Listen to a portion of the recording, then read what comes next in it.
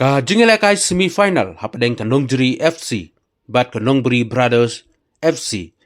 kalay khaj bat day hadin ba kalay shoot tiebreaker lani penalty Kanongjeri FC kalayo tap san gol bat Kanongberi Brother FC kalayo bandrung tang saw gol. Kani kalapenlong ya Kanongjeri FC bakan yo rung ha ka final kabani kun persya ya ke Umsur FC ha ka arpau tarik undo pra arjar arpsan ha kapor shibaje no paisngi.